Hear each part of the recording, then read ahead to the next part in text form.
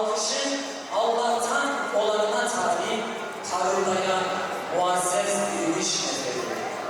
Musab, maldan, anadan, babadan, serden geçen Uhud'un narin şehri. Yeryüzünün öğretmeni olmak için, gökyüzünün öğrencisi olmak için.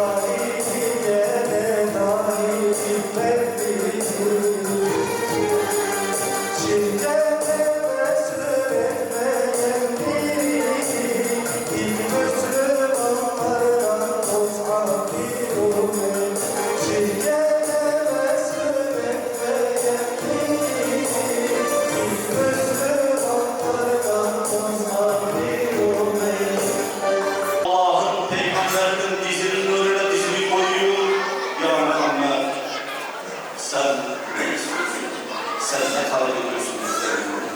Başlıyor İslam'la. Peygamber ayet okuyor, Mus'hab renkten renge gidiyor ve iman o kelimeler okuyor. La ilahe illallah Muhammed Resulullah. Köle kadınları, paryalar, yalın ayaklılar, eziyet çekenler, sıkıntı çekenler Peygamberin etrafında toplanıyor ve Peygamber'e iman ediyorlar. İyiliğini tekersiz. Kelimeleri kuru toprağa düşen ilk damla yağıyor. Sessiz coşup en büyük tutuklardan daha yetenekli. Sağsız mazlum sert bir bunları cennette konuşuyor. Artık dünyadaki hiçbir acı onun sözün verdiği lezzetler olmamaktadır. O sadece kılıcıyla değil. En güzel kokular, en hoş yerler, bütün zenginlikleri bir arası. Ama tutulan vazgeçmesi Zaman, denizler kaynatıldığı zaman. Allahu Ekber! Allah!